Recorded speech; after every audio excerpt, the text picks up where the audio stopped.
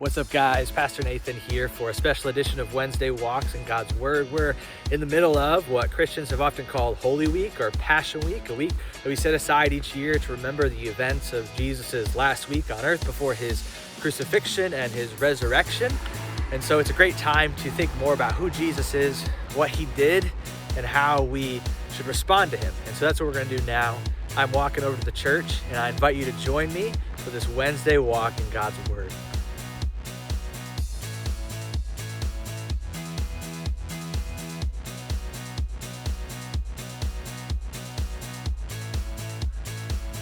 In John chapter 12, John gives us a glimpse into an episode that took place during the life of Jesus around this time that we remember during Passion Week and Holy Week. It's a story that maybe you're familiar with, but it's a story that teaches us more about who Jesus is and how we should respond to him.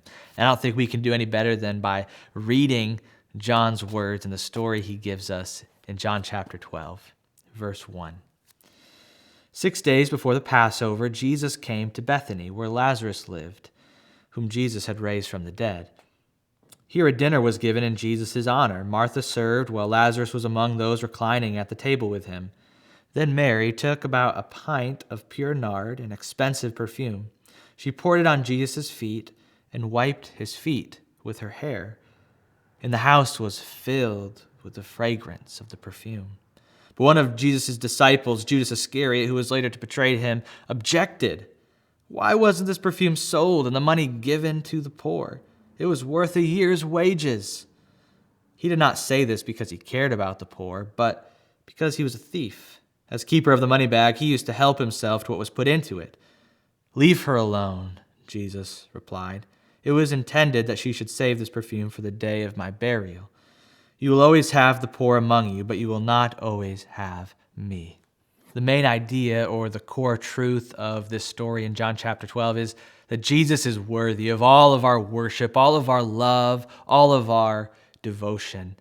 Mary's action of taking the super expensive perfume and pouring it out on Jesus' feet was an act of love and worship and devotion. This was probably the most expensive thing she had, and she gives it in a sense, to Jesus. She is preparing him, as Jesus says, for his burial. She's pointing forward to the fact that Jesus is going to the cross. Whether she knew what Jesus was going to do, how much she knew, we don't know. But we do know that she was completely devoted to Jesus and sacrificed her greatest treasure because she treasured Jesus more. And so we learn who Jesus is. He is worthy of all of our worship, all of our devotion, all of our love. He's the one who went to the cross, who suffered and died and was buried for us. And of course, he didn't stay dead. At Easter, we celebrate that he conquered the grave. Jesus got up from the dead. He defeated sin, death, and the devil that we might live when we trust in him. And so he is worthy of all of our love, all of our devotion. And so the question is, how will we respond to him? In this story, we see two different responses to Jesus. We see Mary's response and Judas's response. Mary's response, as we've already seen, is to treasure Jesus more than her greatest treasure on earth. She pours out this perfume, preparing Jesus for burial, saying that she worships Jesus, she adores Jesus, she sacrifices all for him. And it really is, in a sense, an example for us. It's meant to teach us that our response to Jesus should hold nothing back, that we should run to him in faith and worship and love and sacrifice all for him.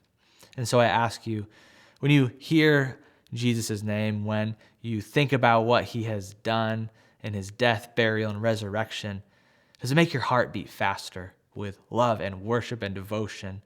Does it cause you to want to throw everything else away? If only you could know him and love him and live for him. Because that's our proper response to Jesus, is to sacrifice all, to take up our cross and follow him because he's worthy of that kind of devotion.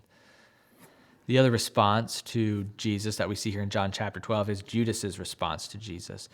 Judas sees Mary's action of devotion to Jesus, and he doesn't care about that. He doesn't see how it points to Jesus and how he's worthy. All he sees in it is a missed opportunity for himself, because Judas, he kept the money back, John tells us, and whenever something was given for the ministry of Jesus, Judas would help himself to the proceeds. And so he uses this religious talk about the poor as a mask to cover his greedy heart. He's following Jesus because of what it could get him, what he could get out of it, because he treasures not Jesus, but something else. He treasures money and what it can get him.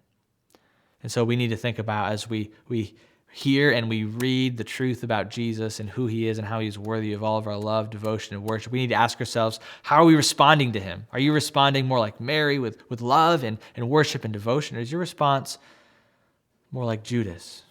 A response of really coldness to Jesus, and you're treasuring something more. And I challenge you, think about, what are you treasuring? What does your life show that your heart treasures?